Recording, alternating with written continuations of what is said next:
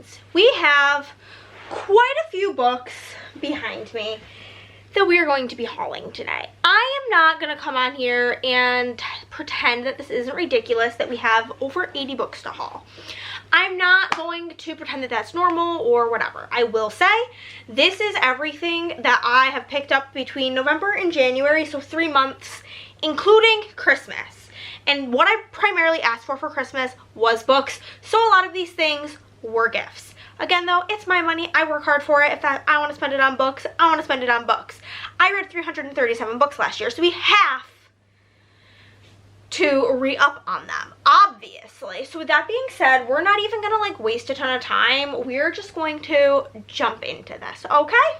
So I'm just going to grab a stack and go from there. So the first book that we have here is Forget You Saw Her by Noelle Eiley. This is one of the books that my husband got me for Christmas. If I can remember exactly who gave it to me, I will tell you. If it doesn't have a gift note, I may not remember.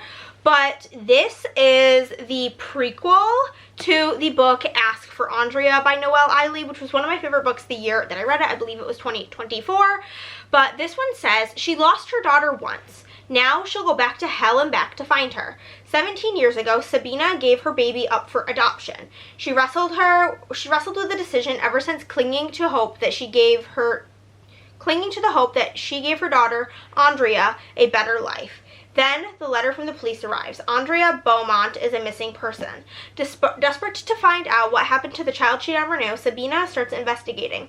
But what she discovers is worse than she ever could have imagined, and the deeper she digs, the more certain she becomes that Andrea isn't coming back. As Sabina follows the disturbing trail of evidence and feels an inexplicable pull, Andrea might be gone. But Sabina swears she can feel her daughter whispering in her dreams, pointing her toward the truth and warning her, because someone else is watching and keeping close tabs on Sabina's search, and they'll do whatever it takes to make sure the truth stays buried. So I'm very interested to read that.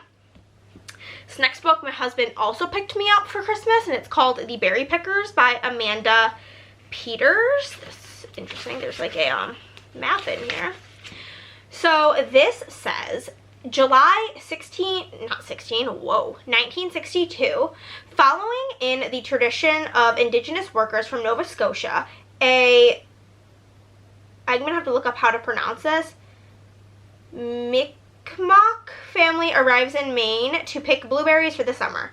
Weeks later, 4-year-old Ruthie, the family's youngest, vanishes. She is last seen by her 6-year-old brother Joe sitting on a favorite rock at the edge of the berry field. Joe will remain distraught by his sister's disappearance for years to come.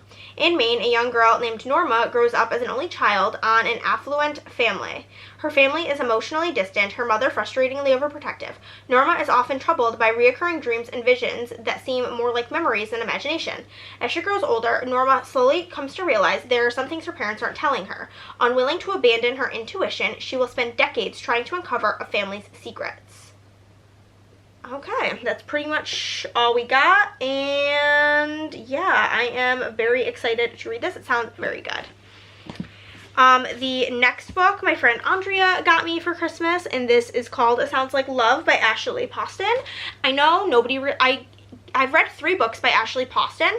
I've read the novel Love Story, which I did not like, and I gave 2 stars, and then I gave 4 stars to, what's the 7-Year Slip, and then I gave 3 stars to The Dead Romantics. So I'm excited to see how I feel about this one. I love the hot pink cover. This one says, she can't get him out of her head. Joni Lark has a secret. She's one of the most coveted songwriters in LA, and yet she can't write. There is an emptiness inside her, and nothing seems to fill it. When she returns to her hometown of Vienna Shores in North Carolina, she hopes that the sand and surf and the concerts at the Revelry, her family's music venue, will spark inspiration. But when Joni gets there, nothing is how she left it. Her best friend is hiding something, her mother's memories are fading fast, and Revelry is closing. How can Joni write when her world is leaving her behind? Then she hears it, a melody in her head, lyricless and half-formed, and an alluring and addictive voice goes with it, belonging apparently to a wry musician with an emptiness of his own. Surely he's a figment of Joni's overworked imagination.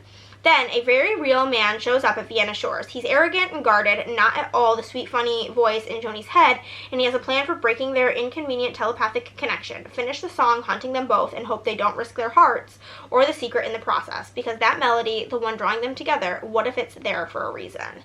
Very interesting concept. My husband picked me out this book as well. Colin gets promoted and dooms the world, and the apocalypse will be an HR nightmare. First off, I love this cover. I thought this sounded interesting. This is a newer book that I had put on my Amazon wish list that he picked me up.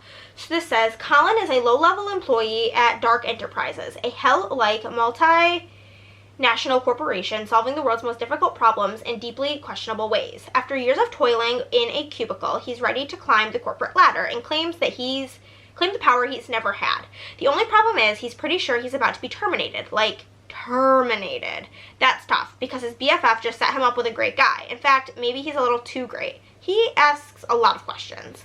When Colin meets a shadowy figure promising him his heart's deepest desire in return for a small, unspecified favor, he can't resist the urge to fast-track his goals. He asks for one thing that will improve his life, a promotion. But that small favor unleashes an ancient evil. People in New York are disappearing, the world might be ending, and management is starting to notice. Getting to the top is never easy, and now it's up to Colin to save the world. It is the ultimate power move, after all. So, sounds very different from what I usually read, but very interesting. I've been working on collecting all of Lucinda Berry's books. My husband also got me this for Christmas. This one's called Missing Parts. Secrets never stay buried. Growing up, abandoned by her father and raised by a single mother, Celeste was determined to create the perfect family.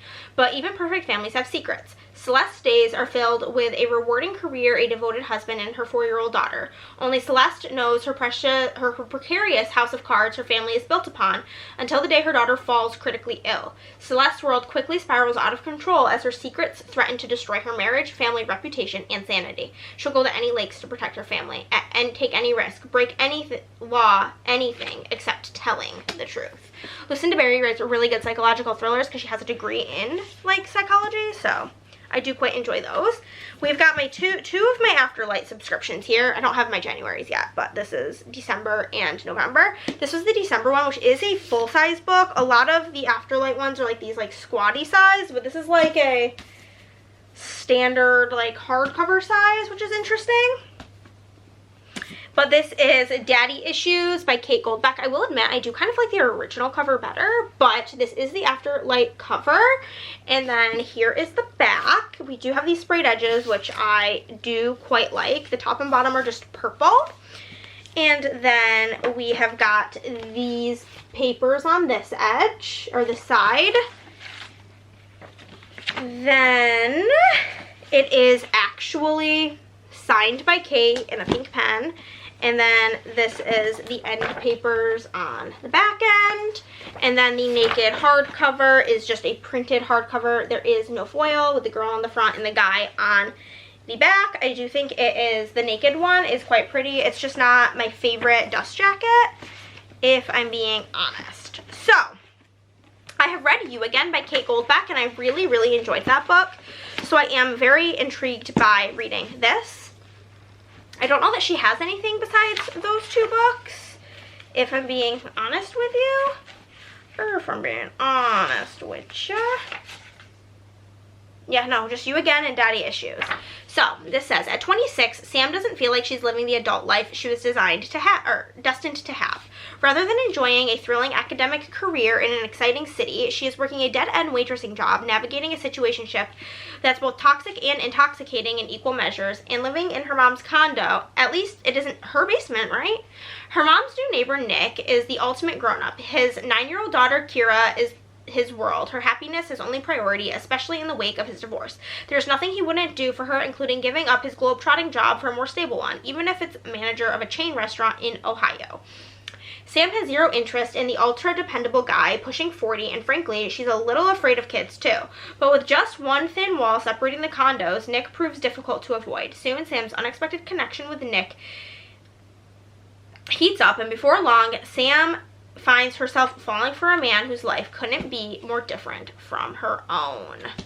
So, we've got that. And then from the month prior is the marriage contract. This one is so pretty. This is by Claire Can. I've never heard of her, but here is the front cover and the back cover. And then I love these sprayed edges, are so pretty in this.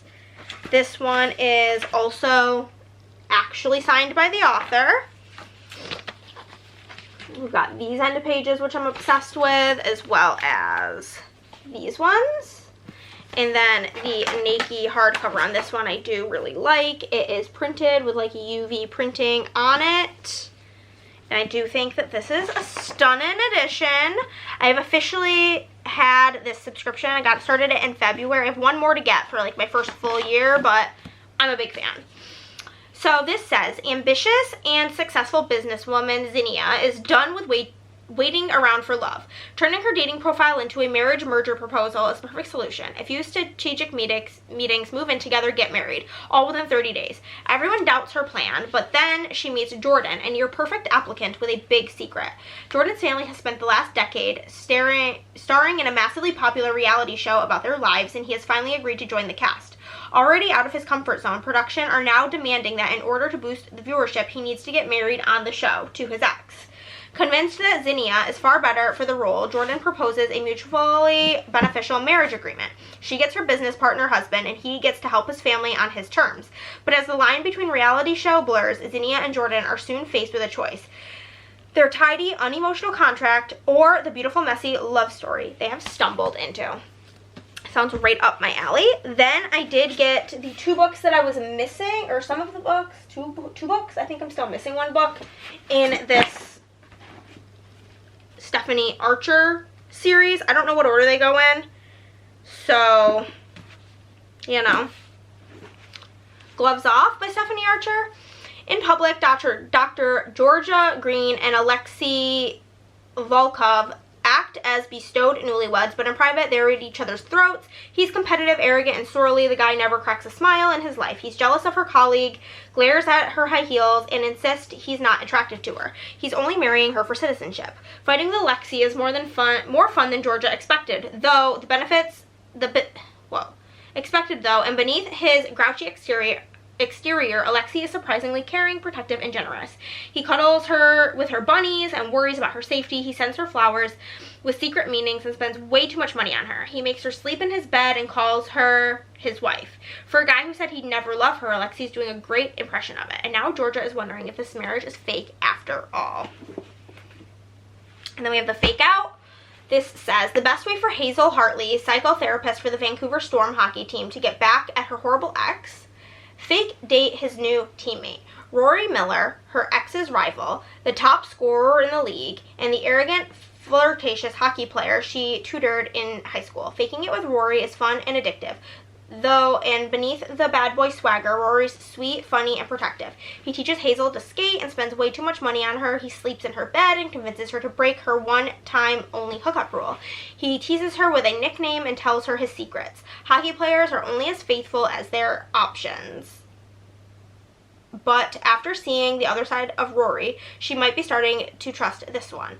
It's all for show, but when Rory kisses her like it's real, Hazel starts to wonder, was he ever faking it to begin with? So, we've got those. Okay. We've got some book of the month coming up here. We've got Before I Forget. This is, I don't know when you guys are seeing this, a January book club pick.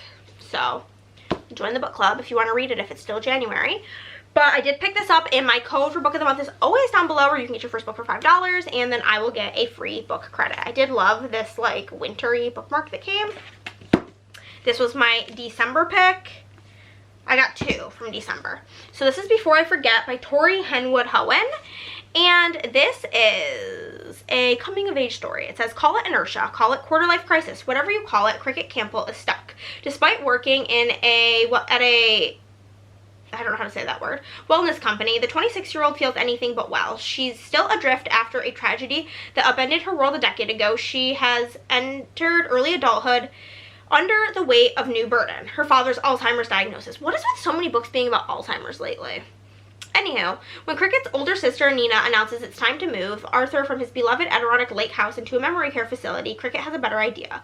In returning home to become her father's caregiver, she hopes to repair their strained relationship and shake herself out of a permafunk. But as Cricket settles back into the family's house at Catwood Pond, a place she has not visited since she was a teenager, she discovers that her father possesses a rare gift. As he loses his grasp of the past, he is increasingly able to predict the future. Before long, Arthur cements his reputation as an unlikely oracle, but for Cricket, believing in her father's prophecies might also mean facing the most painful parts of her history. As she begins to remember who she once was, she realizes that the path forward often starts by going back. So we have that. And then we have Dark Sisters by Christy DeMeester. This has such a short synopsis in comparison.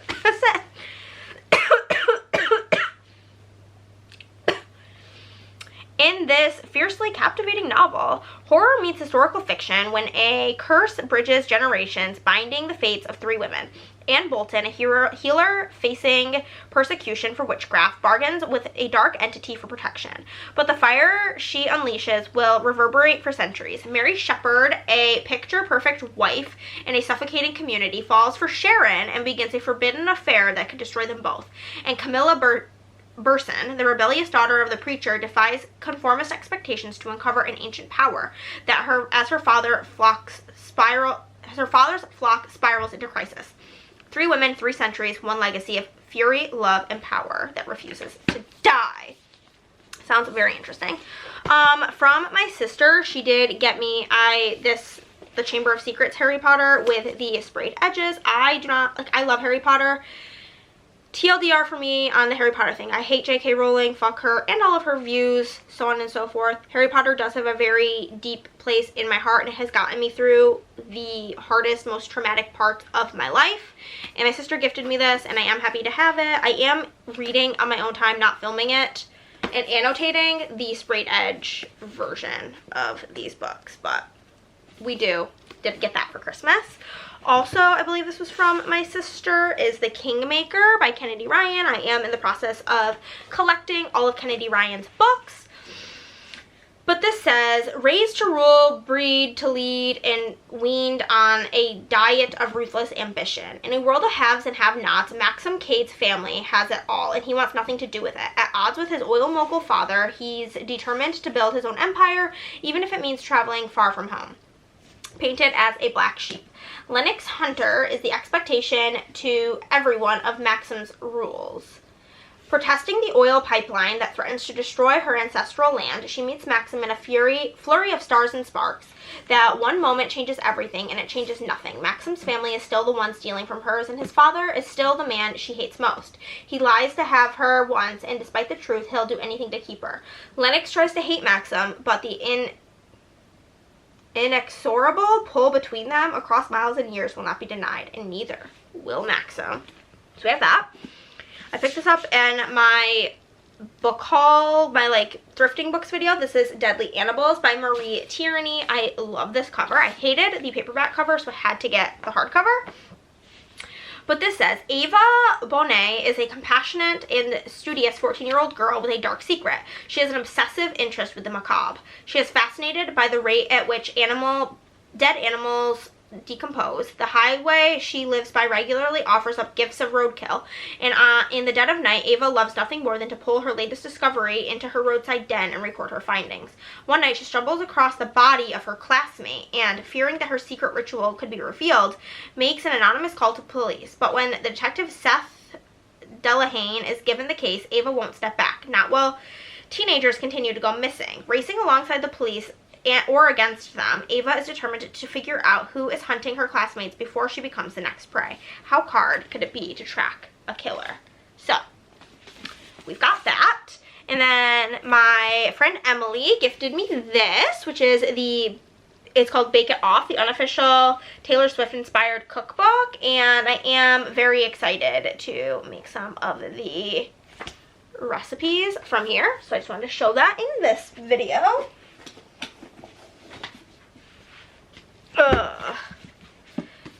This I got for myself. This is Duke. This is the next, I think, book 4 in the Lucky River Ranch series.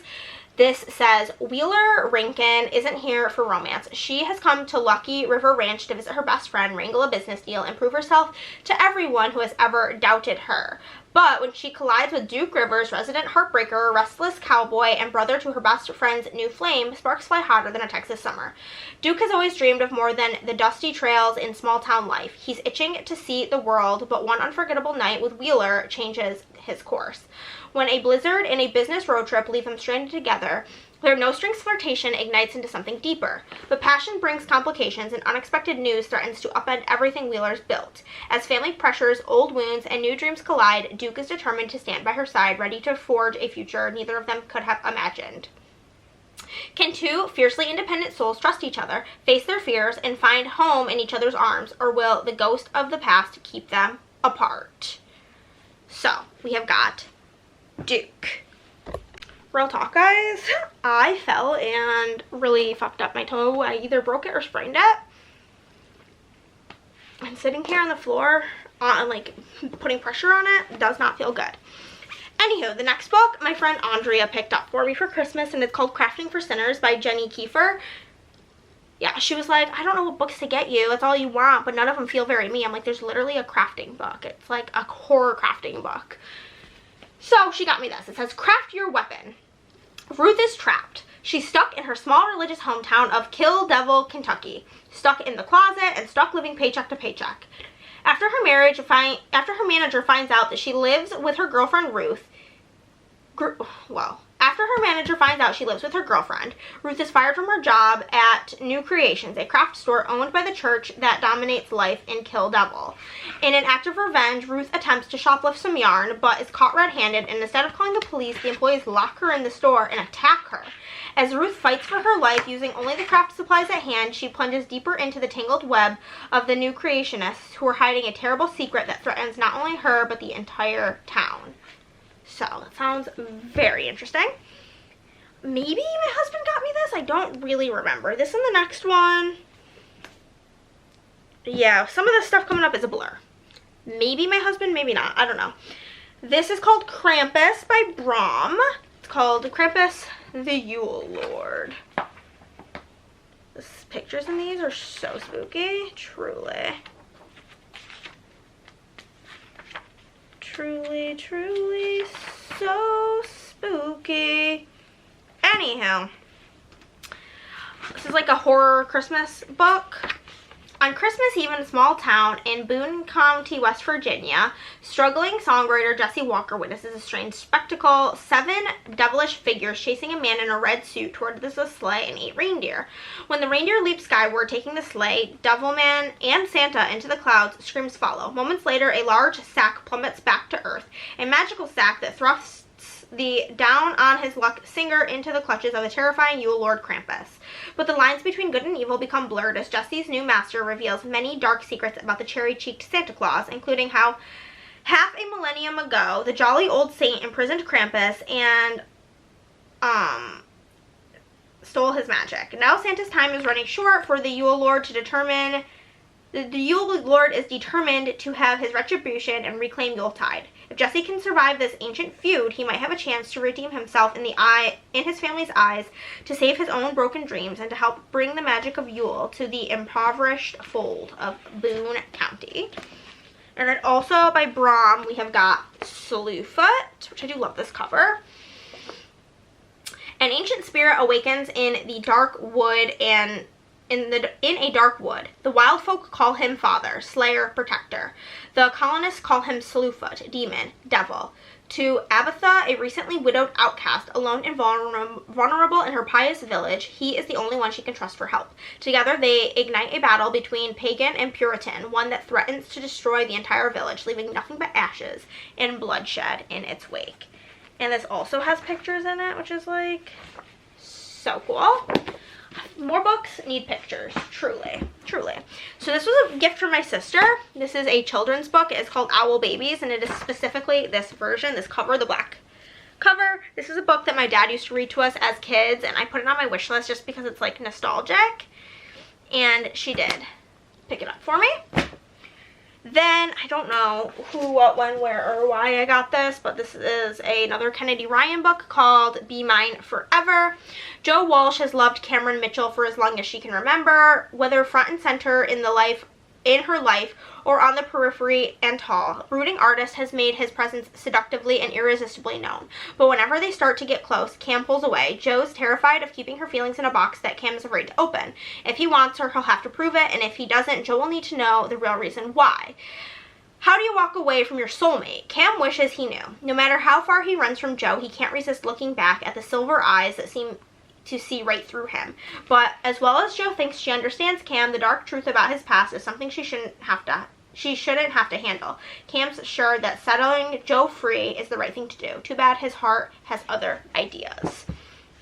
Then my friend Andrea did get me the illustrated novel version of The Hunger Games. So I do now own this. It has really like stunning images through it. That's like more of a collector's item in this haul. Then maybe my husband got me this, I don't know. It's called It Was Her House First by Sherry Priest. Maybe it was my dad. I don't know. I'm starting to get all confused. Silent film star Venita Rost, malevolent spirit, lurks spider-like in her cliffside mansion, a once beautiful home that's claimed countless unlucky souls, and she's not alone. Snared in her terrible web, Inspector Bartholomew Sloane, her eternal nemesis, watches her wreak havoc and helpless horror, shackled by his own guilt and Venita's unrelenting wrath. Now the host has yet another owner. This time it's Ronnie Mitchell, a grieving woman who buys the rundown place sight unseen. She arrives armed with an unexpected inheritance, a strong background in renovation, and a blissful ignorance regarding the house's blood-soaked history.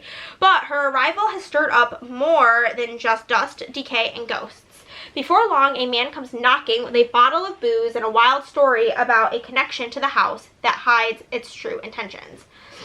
As Venita's fury awakens, a deadly game unfolds. The line between living and dead isn't as sharp as it seems, and Ronnie will learn the hard way. In Venita's house, survival is just an illusion.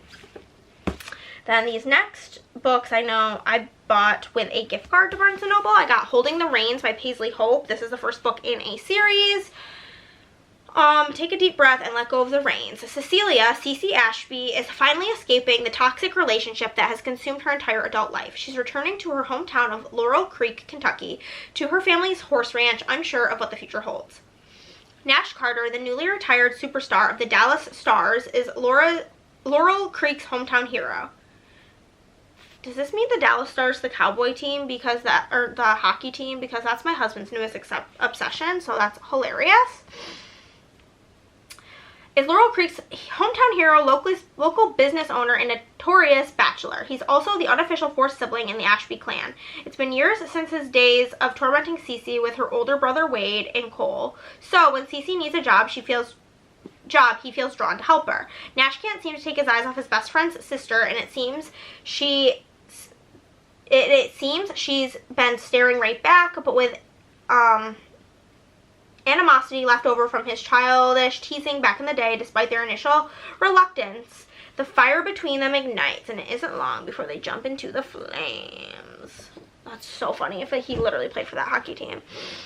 Then I bought this whole series. We have got, I think, is this book one? Long Shot, Block Shot, Hook Shot. All by Kennedy Ryan. So, does it say, like, maybe in here, like, the order? If you go to, like, other books by this bitch. I really hate when they don't have, like, the title of the book, you know, on it. So it's Long Shot, then Block Shot, and then Hook Shot. Okay. So this is book one. This is about Iris. Iris Dupree meets August West in a sports bar during her last semester of college. It's the conversation of a lifetime and sends sparks flying in every direction. The connection is undeniable, but the timing is all wrong. August is poised for the NBA draft, and Iris belongs to another man's basketball another man, basketball's golden boy, and August's longtime rival. The two go their separate ways, but they often recall that electric night and what could have been. While August has embarked on his all-star life, studded with wealth and fame, Iris's perfect public relationship has become a nightmare behind closed doors, a tarnished dream of fool's gold.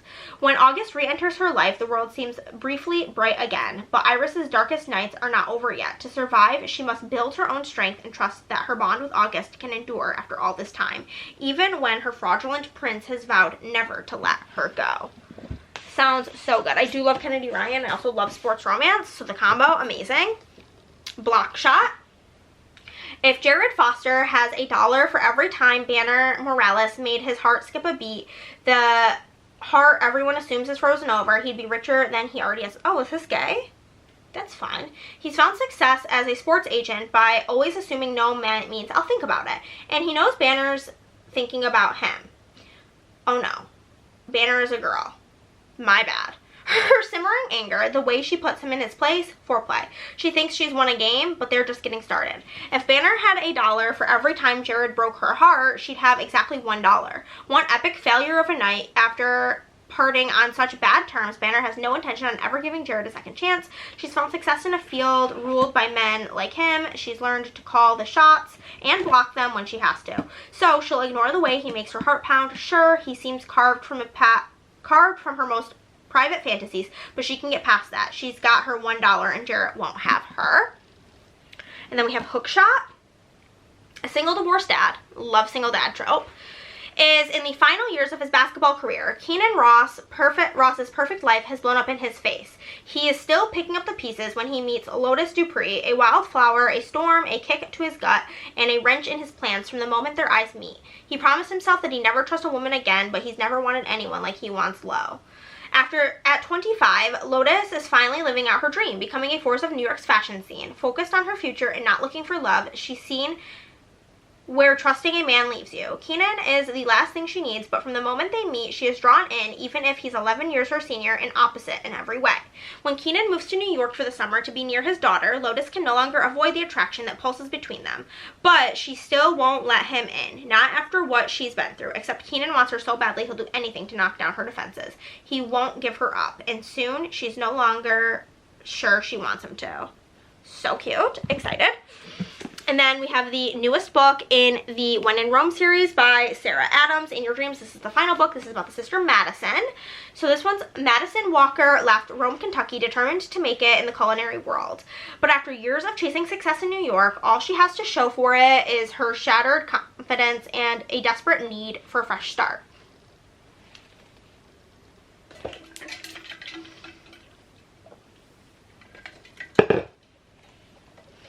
Coming home isn't part of the plan until an unexpected job offer lands in her lap, the head chef position of a new farm-to-table restaurant in her hometown. The only catch? It comes from James Huxley, owner of Huxley Farm, her brother's best friend. James has always played it safe, keeping his head down and running the family business, but when Madison's happiness is on the line, he's willing to take up his estranged brother's offer to launch a restaurant.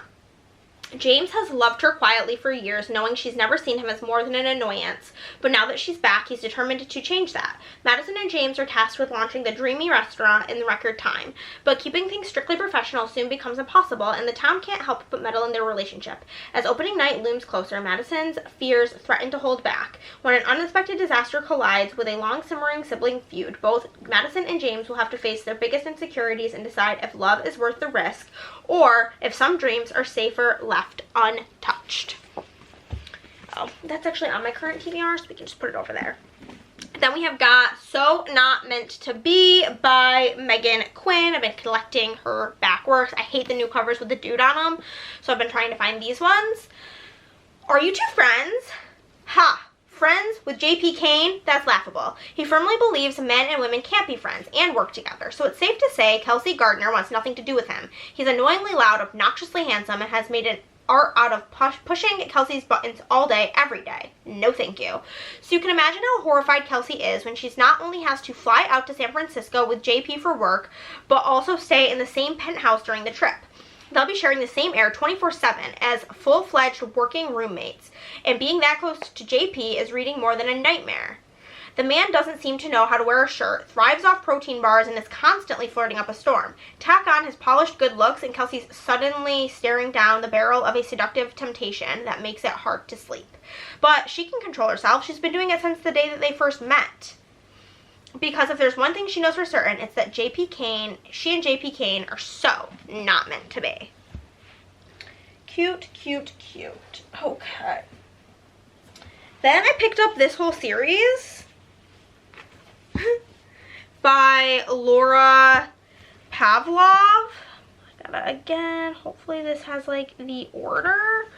Always mine, ever mine.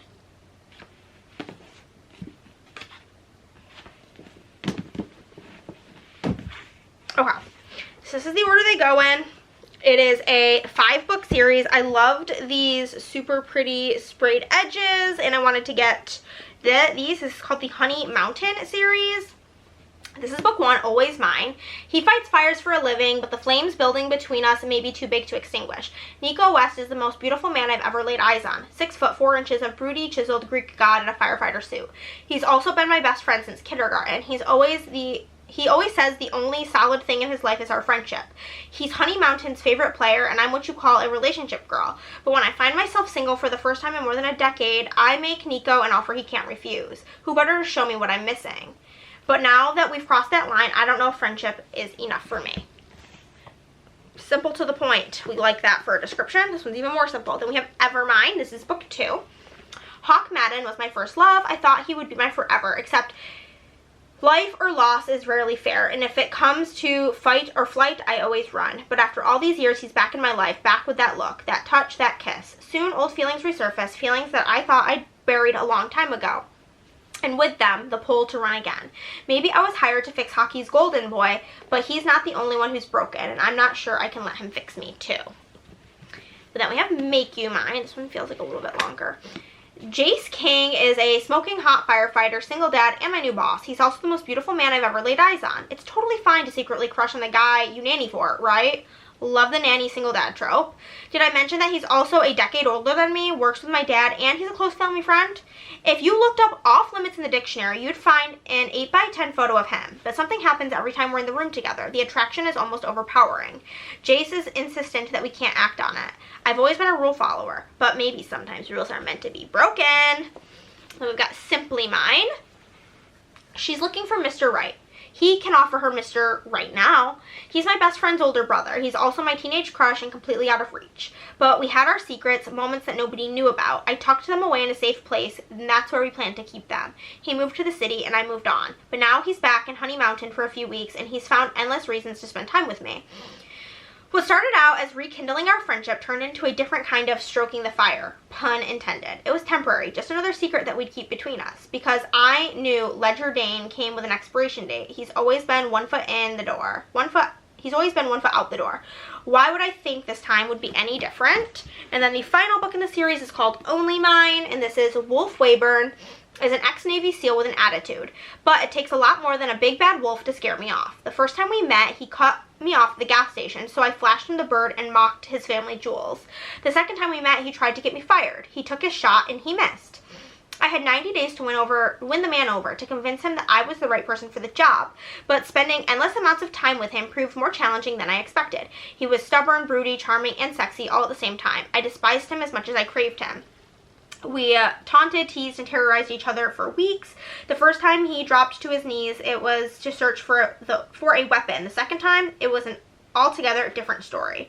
I knew going in that it would be easier to hate Wolf Wayburn than to love him, but I didn't know what it was that I might actually fall for the enemy. The names of these characters are actually horrifying, but hey, it's all good. Then I picked up what I think is a 7-book hockey romance series. I don't know, man. Whenever I find like almost a full series or almost a full series, because this one I think they had all but one of the 7 books, and the other one they had 4. I just have to pick it up. You know what I mean? Now I gotta figure out the correct order for these books. One moment. Okay, we got them in order. My husband called. It was a whole thing. And here they are. These are the 7 books. We'll go over them. They're all by Tegan Hunter. The first book is called Puck Shy, and these are like the cute covers, not the man covers. But this is, I am having the definition of a bad year. Game 6 loss, costing my team the cup, check. Getting arrested and ruining my image, check. Almost getting run over by a car after my car breaks down, oh, look, a hat trick. My contract is up with the Carolina Comets this year, and I need to get it together if I want to stay on the team. I need relaxation, not a relationship. When I'm scrolling on a dating app and I stumble across a pretty girl who almost ran me over, I know I can't let her walk away this time. Harper is funny, smart, and doesn't care about hockey. I'm not supposed to be focused on anything other than my career, and yet I can't get Harper off my mind. I know I shouldn't fall for her, but I think I already have. I love these straight to the point descriptions. Blind Past. What happens in Vegas doesn't always stay there. I would know I'm coming home with a brand new ring on my finger. My wife, Ryan Bell. We're polar opposites. She's sunshine and happiness, and I'm grumpy and scarred, literally. We could get it annulled, and no one would be the wiser. Only problem, we posted about it online, and it's already making headlines. I can't afford to get that kind of attention and take my career, and Ryan needs my help too. We make a plan, stay married for 1 year, play our roles, and divorce amicably at the end. No harm, no foul. Besides, there's no way that beauty is going to fall for the beast. We've got one timer. I'm pregnant. That's what my teammate's sister-in-law told me after our one-night stand. I didn't expect to see Hollis again, let alone end up raising a child with her. We set some ground rules. We'll raise the baby together, but that's it. No relationship, no future, and definitely no kissing. But the more time we spend together, the harder it is to keep track of where the lines once were. I'm known for my timer on and off the ice, but this game with Hollis just got a lot more complicated. Sin bin. I should stay away. Amelia Anderson is the team's social media manager, and there are strict rules about not fraternizing with the staff. It doesn't matter that we already accidentally broke them. We can't let it happen again. Besides, my time in the NHL is winding down, and this is my last shot at winning the cup. I need to focus on the game and not some girl I have no business chasing. She's 10 years younger than me. She's the assistant coach's niece, and she works for the team. She's off limits and too hard to resist. I know better than to play this game, but it looks like I'm headed to the sin bin.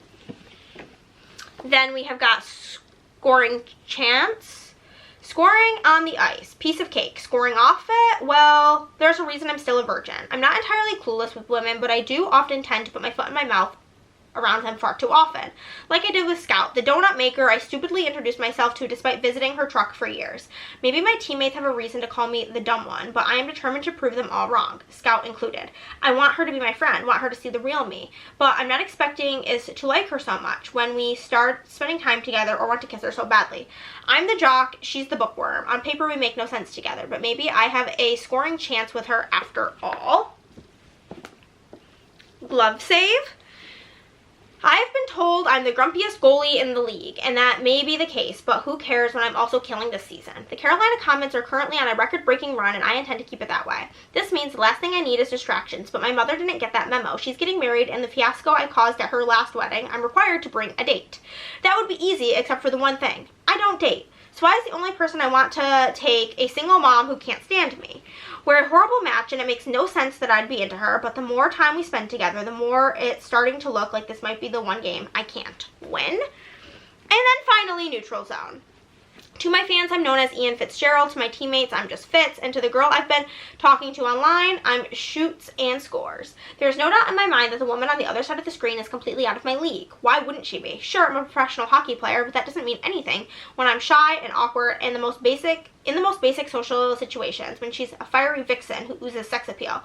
No matter how badly I want her, I can't have her because the woman I love watching so much, the one I might be slowly falling for, she's not just some stranger on the internet. It's Rosie, the woman who serves me coffee and donuts every morning. And she has no clue it's me. So we've got that whole series. This is part of a series. I don't know where it lands, and I don't have all of it, but this is Count Your Lucky Stars by Alexandria Bellafleur. I just read a book by this author that I really enjoyed, so I'm excited to read more by her. This is a sapphic romance. Margot Cooper doesn't do relationships. She's tired and it blew up in her face, so she'll stick with the casual hookups. Thank you very much. But now everyone in her crew has found the one, and she's beginning to feel like a fifth wheel. And then fate and that heartless bitch intervenes. While touring a wedding venue with her estranged friends, Margot comes face to face with Olivia Grant, her childhood best friend, her first love, and her first, well, everything. It's been 10 years, but the moment they lock eyes, Margot's cold, dead heart thumps in her chest. Olivia must be hallucinating. It has been decades since she last saw Margot, and her life hasn't exactly gone as planned. At almost 30, she's been married and divorced. However, a wedding planning job in Seattle means a fresh start and a chance to follow her dreams. Never in a million years did she expect her important new client's best woman would be the one that got away. When a series of unfortunate events leaves Olivia without a place to stay, Margot offers her her spare room because she's a very good person. Obviously. It has nothing to do with the fact that Olivia is as beautiful as ever, and the sparks between them make Margot tingle. As they spend time in close quarters, Margot starts to question her no-strings stance. Olivia is everything she's ever wanted, but Margot's let her in once and ended in disaster. Will history repeat itself, or should she count her lucky stars that she gets a second chance with her first love? So we'll see. Then I picked this up. This is called They Never Learn. It's by Lane Fargo, and I picked it up because I loved The Favorites, even though I know this is totally different. This is, I think, the horror thriller genre. But I loved The Favorites, so I want to try something else from this author. Scarlett Clark is an exceptional English professor, but she's even better at getting away with murder. Every year, Dr. Clark searches for the worst man in Gorman University and plots his demise. Thanks to her planning, she's avoided drawing attention to herself, but she's preparing for the biggest kill yet. School starts probing into the body count on campus. Determined to keep her enemies close, Scarlett insinuates herself into the investigation. Everything's going according to her master plan until she loses control with her last victim. Meanwhile, Gorman student Carly Schiller is simply trying to survive her freshman year. Finally free of her abusive father, Carly just wants to fade into the background. Her roommate has other ideas. Allison Hadley is cool and confident, and the two girls quickly form an intense friendship. So when Allison is assaulted at a party, Carly becomes obsessed with making the attacker pay and turning her fantasies about revenge into reality. Then we have a classic, Jaws. Actually never read what it's about, but I love sharks and I want to read this, so here we are. This actually doesn't have the description of the book. It just here is Peter Benchley's classic suspense novel of Shark vs. Man, which made it into a blockbuster Steven Spielberg movie, the Jaws phenomenon changing popular culture. When he wrote Jaws, this is like about him, but it's Jaws. Duh. Duh. Okay, 2 more stacks to go, guys. We got this. And this stack, half of it is not the thing we need to really talk about. It is the rest of the sprayed edge Harry Potter books. So we can just move them down the way. You know what I mean? Okay. Next, we've got My Sister's Keeper by Jodi Picoult. I've seen the movie many of times. If you didn't know, the girl who plays the older sister, the one who has cancer in this book, is the same girl who plays Eloise Plaza. But this says, Anna is not sick. She might as well be. By age 13, she has undergone countless surgeries, transfusions, and shots so that her older sister Kate can somehow fight the leukemia that has plagued her since childhood. The product of pre-implantation genetic diagnosis, Anna was conceived as a bone marrow match for Kate, a life and role that she never challenged until now. Like most teenagers, Anna is beginning to question who she truly is, but unlike most teenagers, she has always been defined in terms of her sister, and so Anna makes the decision that for most would be unthinkable, a decision that will tear her family apart and perhaps fatal consequences for the sister that she loves. A provocative novel that raises some important ethical issues. My Sister's Keeper is the story of one family's struggle for survival at all human costs in the stunning morale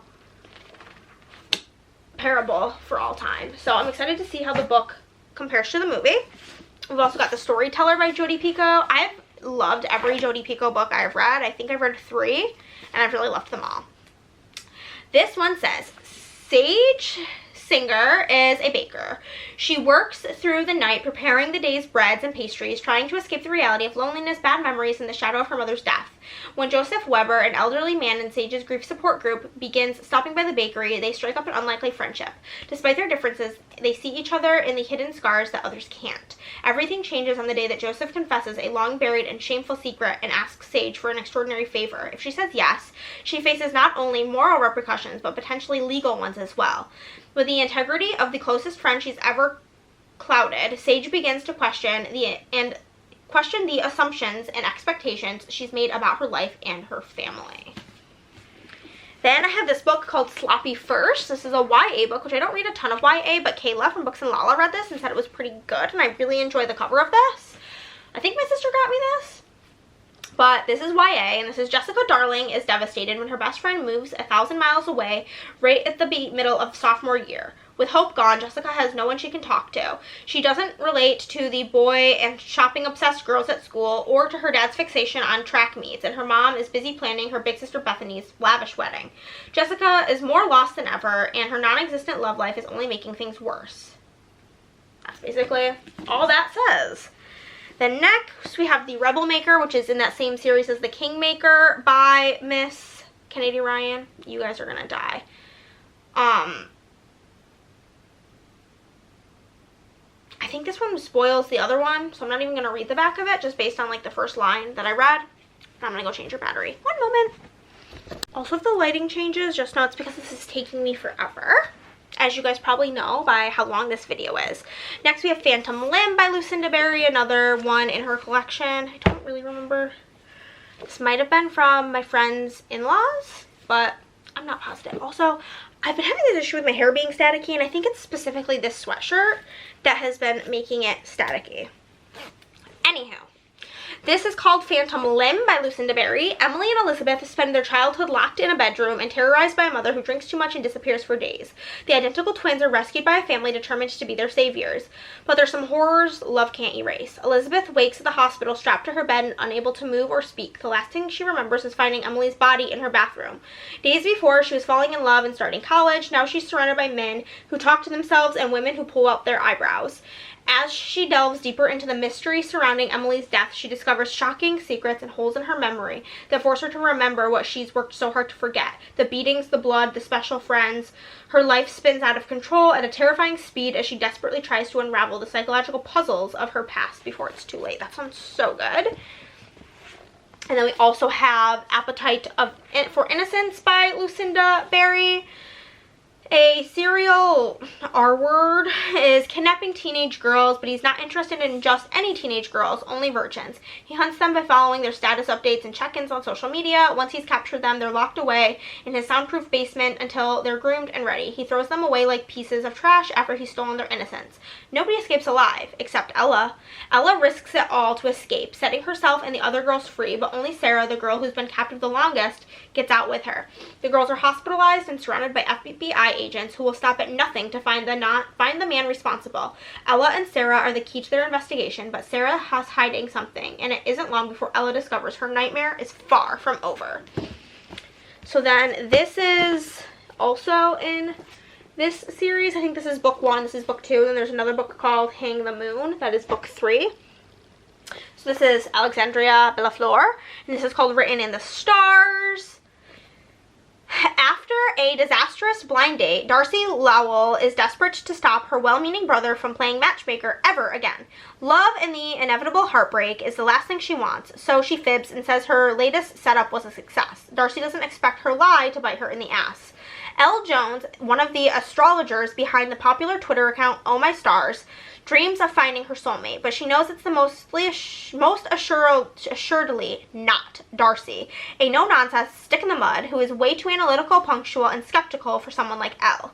When Darcy's brother and Elle's new business partner express how happy he is that she and Darcy hit it off, Elle is baffled. Was Darcy on the same date? Because awkward. Darcy begs Elle to play along, and she reluctantly agrees to pretend they're dating, but with few conditions. Darcy must help Elle navigate her own overbearing family during the holidays, and their arrangement expires on New Year's Eve. The last thing they expect to do is develop real feelings during their faux relationship, but maybe opposites can attract when true love is written in the stars. And then I have this book also by the same author that is not part of that series, but it's called The Fiancé Farce. Is that how you say that word? I don't know. Tansy Adams' greatest love is her family's bookstore, passed down from her late father, but when it comes to actual romance, Tansy can't get past the first chapter. Tired of her stepfamily's questions about her love life, Tansy invents Gemma, a fake girlfriend inspired by the stunning cover model of the best-selling book. They'll never actually meet, so what's the harm in a fib? This author must love the word fib. Yet, when real-life Gemma crosses Tansy's path, her little lie nearly implodes. Gemma Van Dalen is a wild child, the outcast of her wealthy family, and now the latest heir to Van Dalen Publishing. But the title comes with one tiny condition. She must be married in order to inherit. When Gemma discovers a beautiful stranger has been pretending to date her for months, she decides to take the charade one step further and announces their engagement. Gemma needs a wife to meet the terms of her grandfather's will, and Tansy needs money to save her struggling bookstore. A marriage can be mutually beneficial if they can fool everyone into thinking that it's a love match. Unexpected sparks fly as Tansy and Gemma play the role of affectionate fiancés, and suddenly the line between convenient arrangement and real feelings begins to blur. But the scheming Van Dalen family won't give up the company without a fight, and Gemma and Tansy's newly found happiness may be caught in the fallout. Super cute. Then I picked up a couple of Simone St. James books. I've read one of them, and a lot of people have been suggesting these to me because I've been asking for paranormal stories, and I feel like hers apparently must have them because I have been recommended them a lot. So I picked up the book of Cold Cases by Simone St. James, and I do like historical horror and historical thrillers, so that is something that doesn't bother me. But this says, in 1977, Clare Lake, Oregon was shaken by the Lady Killer murders. Two men, seemingly randomly, were murdered by the same gun with a strange note left behind. Beth Greer was the perfect suspect, a rich, eccentric 23-year-old woman seen fleeing one of the crime scenes, but she was acquitted and she retreated to the isolation of her mansion. Oregon, 2017. Shay Collins, a receptionist, but by night she runs a true crime website, The Book of Cold Cases, a passion fueled by the attempted abduction she escaped as a child. When she meets Beth by chance, Shay asks for an interview, and to Shay's surprise, Beth says yes. They meet regularly at Beth's mansion. Though Shay is never comfortable there, it seems items move when she's not looking, and she could swear she sees a girl outside the window. The allure of learning the truth about the case from the smart, charming Beth is too much to resist. But even as they grow closer, Shay senses something isn't right. She's making friends with a manipulative murderer, or are there other dangers lurking in the darkness of the Greer house? That sounds so up my alley. And then we have got the Sundown Motel, which this says, upstate New York, 1982. Viv Delaney wants to move to New York City to help pay for the job. And to help pay for it, she takes a job as the night clerk at the Sundown Motel in Fell, New York, but something isn't right about the motel, something haunting and scary. Upstate New York, 2017. Carly Kirk has never been able to let go of the story about her Aunt Viv, who mysteriously disappeared from the Sundown Motel before she was born. Carly decides to move to Fell and visit the motel, where she quickly learns that nothing has changed since 1982, and she soon finds herself ensnared in the same mysteries that claimed her aunt. Sounds so good. And then one of the girls who I met at a book journaling event, and she also has a Bookstagram and stuff. I will link it here. Here we go. This was one of her favorite books of last year, and it made me want to pick it up, and it's called Give Me Butterflies by Jillian Meadows. Millie has never taken the expected path. Her childhood love for bugs and science has led her to entomology, and her role as a curator inspiring museum visitors every day. It's her dream to run her own department, so when a rare director position opens, she is determined nothing will distract her from her goal, especially not Finn, her grumpy coworker.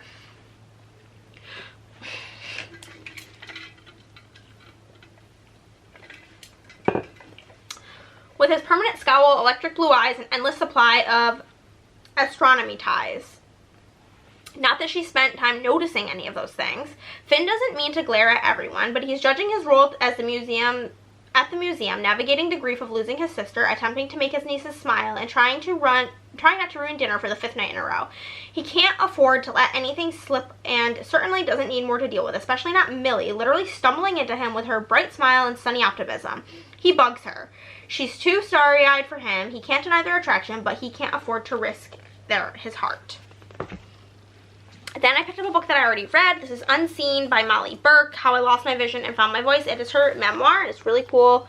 There is Braille on the cover for the title and the author name. I did already read this and I gave it 5 stars, but I did want a physical copy.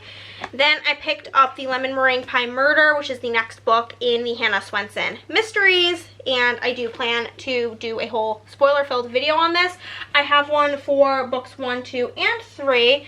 There's one spoiler-filled video, and we like make the recipes, and it's super fun. But this is book 3. Hannah Swenson thought she'd finally discovered the recipe for the perfect life, but her sometime beau, Norman Rhodes, tosses a surprise ingredient into the mix when he phones her to tell her that he's just bought a house from a local drugstore clerk, Rhonda Scarf, which he plans to tear down in order to build his dream home he and Hannah designed. It seems the plan has been cooking for quite some time, and Hannah's shocked, especially since her ring finger is still very much bare. The good news is that the soon-to-be torn-down house is full of antiques, and Norman has given Hannah and her mother first dibs. They uncover some gorgeous old-time furniture, a patchwork quilt, and Rhonda's dead body. A little more sleuthing turns up a half-eaten remains of a very special dinner for two and one of the cookie jar's famous lemon meringue pies. Now it's up to Hannah to turn up the heat and get busy tracking down clues, starting in her very own kitchen. These books are objectively like 3-star reads. They're not like stellar, but the fact that they have recipes makes them like super duper fun. Okay. Then we have got Summer Romance by Annabelle Monaghan. My friend Andrea, I'm pretty positive, did pick me this up.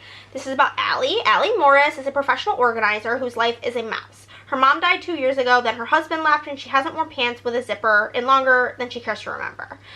No one is more surprised than Allie when the first time she takes off her wedding ring and puts on pants with hardware overalls count, right? She meets someone, or rather, her dog claims a man just for her by peeing on him. Ethan smiles at Allie like her pants are just right and like he likes what he sees. He looks at her like she's a younger, braver version of herself, and the last thing a newly single mom Allie needs is to make her life messier, but there's no harm in a little summer romance, is there? Super cute. I've liked all of the Annabelle Monaghan I've read thus far. We have got 19 Minutes by Jodi Picoult. Sterling is an ordinary New Hampshire town where nothing ever happens until the day its complacency is shattered by an act of violence. Josie Cormier, the daughter of the judge sitting in on the case, should be the state's best witness, but she can't remember what happens before her very own eyes, or can she? As the trial progresses, fault lines between the high school and the adult community begin to show, destroying the closest friendship and families. 19 Minutes asks what it means to be different in our society, who has the right to judge someone else, and whether anyone is ever really who they seem to be. So we've got that. These are the other two books in the Neighbor Favor series. We have got the Partner Plot, which I believe is book 2. To Violet Green, fashion is everything. A successful celebrity stylist, she travels all over the world living out her dreams professionally. She's thriving, but her personal life is in shambles. After surviving a very public breakup with her ex-fiance 6 months ago, Violet is now determined to focus on her career. But life hands her something, or rather someone, that might derail everything. Xavier Wright did not expect to run into his high school girlfriend, Violet, the girl he once thought he'd marry, on a birthday trip to Vegas. As a high school teacher and a basketball coach, he rarely leaves his New Jersey hometown. So what were the chances? But when the initial shock wears off, they decide to celebrate together. They feel young and reckless as they party the night away.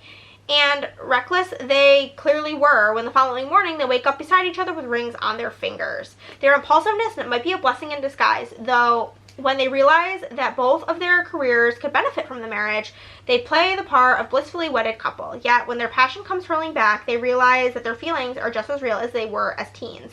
But their lives are too different to stick it out, or will they finally get their happy ending? And then we have got the love lyric. Iris Green used to be a woman with a plan, but all of that changed after she met the love of her life at 25, got pregnant and married, and then became a widow and a single mother, all in a little over 2 years. Now, after years of hustling, Iris is the director of a partnership at a beauty company and raising a sweet 6-year-old Calla by herself. Despite her busy life, she still can't help but feel lonely. She just needs to catch her breath, and one night, at her sister's wedding, when she steps outside to do just that, she sees a certain singer who takes her breath away. By all accounts, pop R&B singer Angel Hughes has made it. He is a successful musician, has just scored a brand ambassador deal with an emerging beauty company, but he's still not fulfilled. He's not producing songs he's passionate about, and there's a gaping hole in his love life. When he visits the Save Face Beauty office to kickstart his campaign, he's delighted to see Iris, his stylist sister, the beautiful woman he secretly had a crush on for years. Despite their obvious attraction to each other, they must stay professional throughout the campaign tour, a goal that doesn't quite pan out, but when it becomes clear that their lives aren't in sync, can they fall back in step at the same rhythm and beat? So I'm excited for those. And then I know my friend Emily got me this, The Unmaking of June Farrow by Adrienne Young. She loved this book, so I'm excited. The thing about me and my friend Emily is if she loves a book, I'm either going to also love it or I'm going to give it 1 star. So it really could go either way. But it's short. I'm intrigued. I don't even really know what it's about. Okay, in a small mountain town of Jasper, North Carolina, June Farrow is waiting for fate to find her. The Farrow women are known for their thriving flower farm and for the mysterious curse that has plagued their family line. The whole town remembers the madness that led to Susanna Farrow's disappearance, leaving her daughter June to be raised by her grandmother and haunted by rumors. It has been a year since June started seeing and hearing things that aren't there. Faint wind chimes and voices that call her name, and a mysterious door appearing out of nowhere. Signs of what June has always known is coming. But June is determined to end the curse once and for all, even if she must sacrifice the hope of love and a family of her own. After her grandmother's death, June discovers a series of cryptic clues regarding her mother's disappearance, except these only lead to more questions. But could the door she once assumed was hallucination be the answer she's been searching for? The next time it appears, June realizes that she can touch it and walk through the fresh threshold. And when she does, she embarks on a journey that will not only change both the past and the future, but also uncover the lingering mysteries of her small town and entangle her heart in an epic star-crossed love. Interesting. Then I picked this up. I've been wanting to start this series. This is Addicted to You by Krista and Becca Ritchie. I wanted to read something by them before I dove into this, and I did read this Dishonestly Yours, and I really enjoyed it, so I did want to get into the Addicted Calloway story. This is book 1, as far as I know. No one would suspect shy Lily Calloway's biggest secret. While everyone is dancing at college bars, Lily stays in the bathroom to get laid. Her compulsion leads to one-night stands, steamy hookups, and events she shamefully regrets. The only person who knows her secret happens to have one of his own. Lauren Hale's best friend is his bottle of bourbon. Lily comes a close second. For 3 years, they've pretended to be in a real relationship, hiding their addictions from their families. They've mastered the art of concealing flasks and random guys who filter in and out of their apartment. But as they sink beneath the weight of their addictions, they cling harder to their destructive relationships and wonder if their life together, for real, is better than a lie. Strangers and family begin to infiltrate their guarded lives, and with their new challenges, they realize they may not be addicted to just sex and alcohol. Their real vice may be each other. So obviously that's how they're addicted to each other. Then I have Consider Me by Becca Mack, and I'm annoyed because I bought this book twice from Half Price Books. Anyhow, this is the first book in a series, and I've seen very mixed things about it, so I only got book 1. But this is Consider Me. Carter Beckett is NHL's best player, both on and off the ice. His career is at its peak, his team is performing better than ever, and there's no shortage of women to spend the night with. What more could he want? Olivia Parker isn't new to professional hockey players, thanks to her best friend's boyfriend, but she is in no interest in dating one herself, no matter how hot he is. And anyway, she loves working as a teacher and hanging out with her best friend, drama-free. Why would she want to spend her time stroking the ego of an arrogant athlete? But once Carter meets Olivia, he can't think of anyone else. Too bad for him, Olivia is hell-bent on keeping him at arm's length, with no intention on giving in to his charm. Perhaps it is time for Carter to give up his game. After all, nobody ever said, or for Carter to up his game. Nobody said he had to play fair. Sparks will fly as Carter does whatever it takes to get Olivia to consider him. Amazing. Then I did get this whole series as well, because it has it's just plain blue sprayed edges, but I love the spines on this version of the series where it has the number and it looks like the athletic font. But this is the series, the deal, I don't know what the series is called, the Off-Campus series by Elle Kennedy. So this is book 1. It's about Hannah. She's about to make a deal with a college bad boy, and it's gonna be oh so good. Hannah Wells has finally found someone who turns her on, but while she might be confident in every other area of her life, she's carting around a full set of baggage when it comes to sex and seduction. If she wants to get her crush's attention, she'll have to step out of her comfort zone and make him take notice, even if that means tutoring the annoying, childish, cocky captain of the hockey team in exchange for the perfect date. All Garrett Graham has ever wanted is to play professional hockey after graduation, but his plummeting GPA is threatening everything he's worked so hard for. If helping a sarcastic brunette make another guy jealous will lift his grades and secure his position on the team, he's all for it. But when one unexpected kiss leads to the wildest sex of both their lives, it doesn't just take long for Garrett to realize that pretend isn't going to cut it. Now he just has to convince Hannah that the man she wants looks a lot like him. So that's book 1. Book 2 is The Mistake. He's a player in more than one. He He's a player in more ways than one, and now he's going to need to up his game.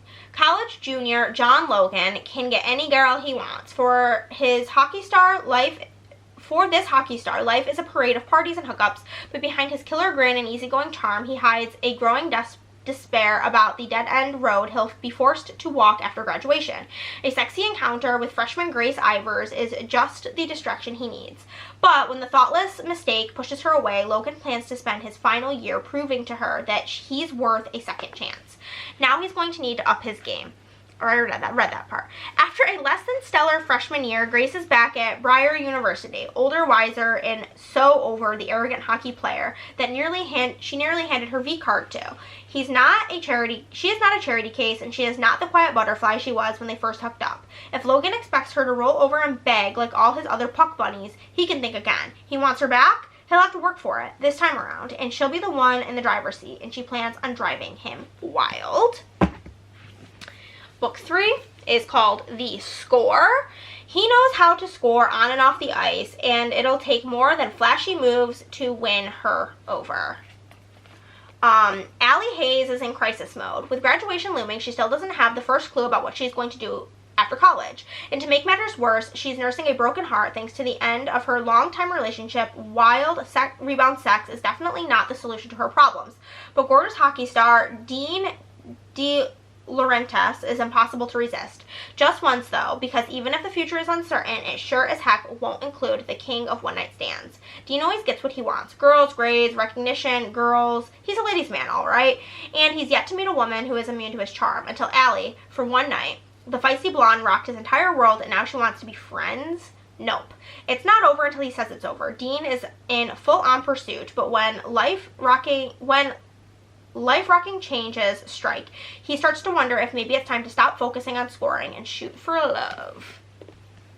Book 4 is called The Goal. She's good at achieving her goals, but the game just got a whole lot more complicated.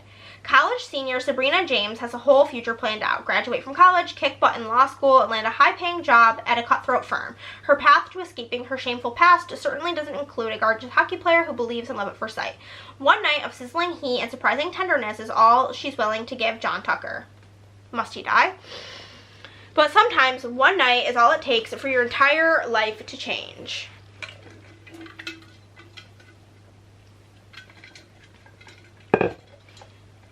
Tucker believes being a team player is as important as being the star.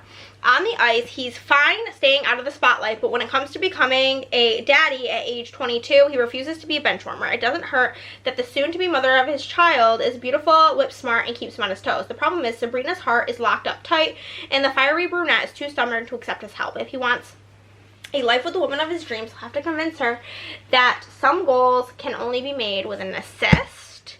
And then the final book is The Legacy.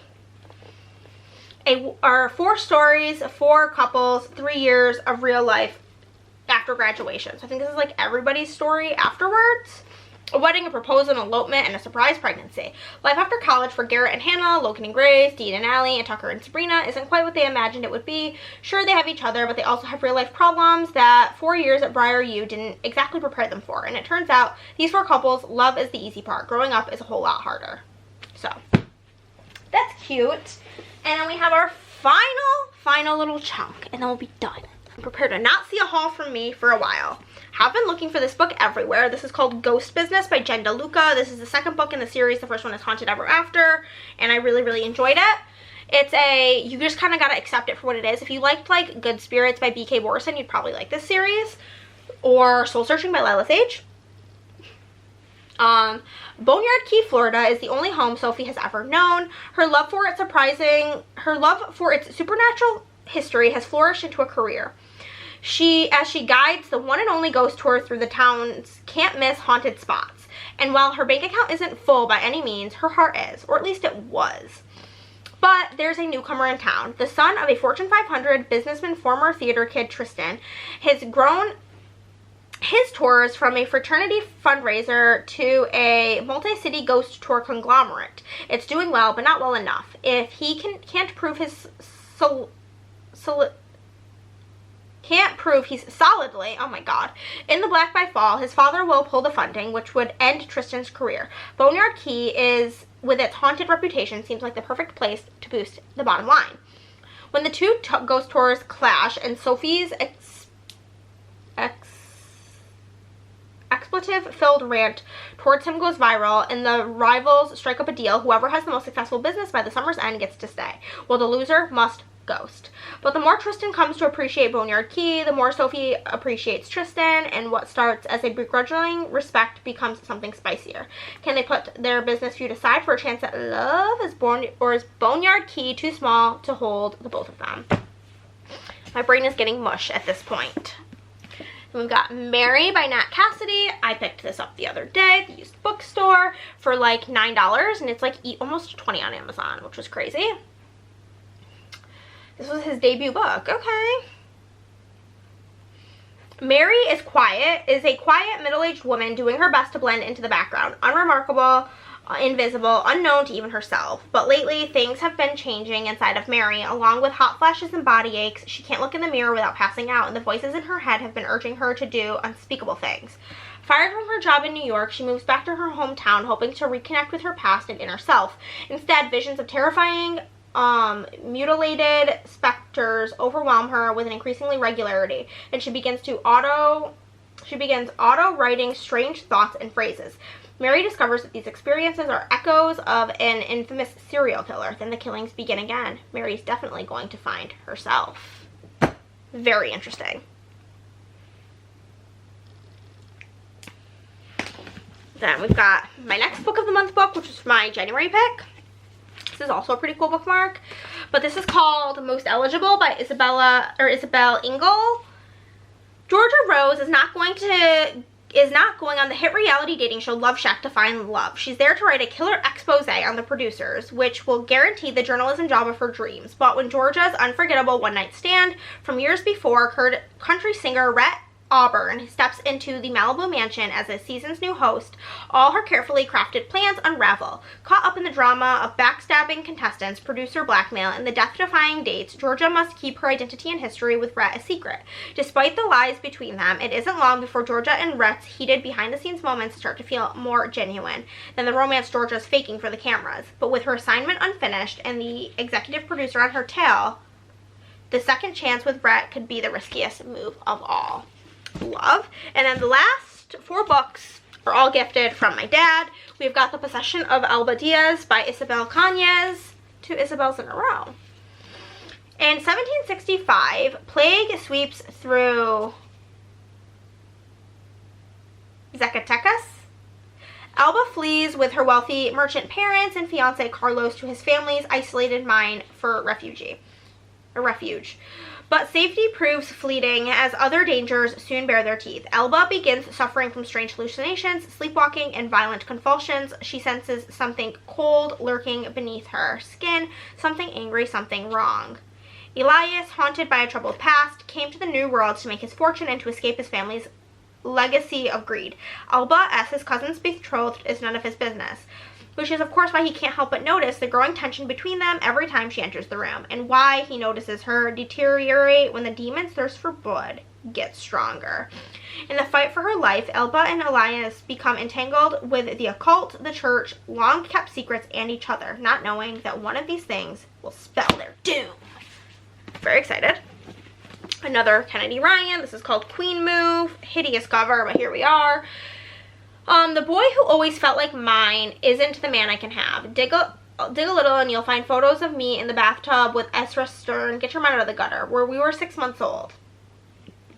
Pry and one of us might confess that we saved our first kiss for each other, the most clumsy, wet, sloppy, spectacular 30 seconds of my adolescence.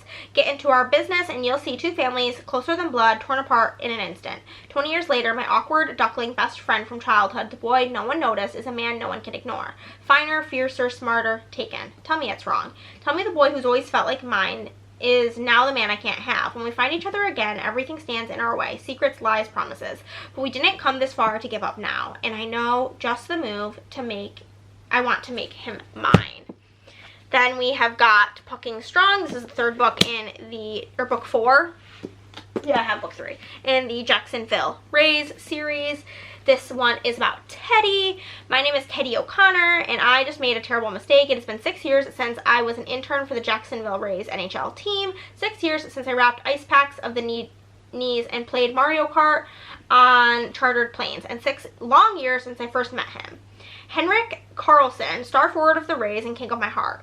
Oh God, I've got to get over this crush. I'm a doctor now. A respected professional, and Henrik doesn't even know I exist. So tell me why I am risking everything to follow this man halfway around the world. After receiving news of his sister's tragic death, Henrik must fly to Sweden to retrieve his injured, grieving young niece. But with a new hockey season about to start, Henrik can't possibly care for her alone. In fact, the Swedish government won't let him. He needs me. They both do. I'd be heartless not to help, right? Well, that's what I told myself last week when I signed our Swedish marriage license. It's what I told myself yesterday as I moved into his apartment, and it's what I'm telling myself now as the Rays PR director stares us down. They want this marriage to look real. The team's public image, our jobs, and Henrik's custody agreement all depend on it. But my problem isn't that I don't love my fake husband. God help me. My problem is that I do. And then finally, we've got Daphne by Josh Malerman, which I'm a Josh Malerman fangirl. I do love his books, so I am excited about this. I love the cover of this. I think it's so spooky. It's the last summer for Kit Lamb, the last summer before college, the last summer with her high school basketball team and with her best friend, last summer before her life begins. But on the eve of the big game, one of the other players tells a ghost story about Daphne, a girl who went to their school many years ago and died under mysterious circumstances. Some say she was murdered, others say that she died by her own hand, and some say that Daphne is a murderer herself. They also say that Daphne is still out there, obsessed with revenge, and will rematerialize to kill again. As her teammates begin to vanish one by one, Kit comes to suspect that the stories about Daphne are real, and to fear that her own mind is conjuring the killer. Now it's a race against time as Kit searches for the truth behind the legend and learns to face her own fears before the summer of a lifetime becomes the last summer of her life. And that's everything. That's all the books. I'm going on a book buying ban, and I'll see you guys next time. Bye-bye.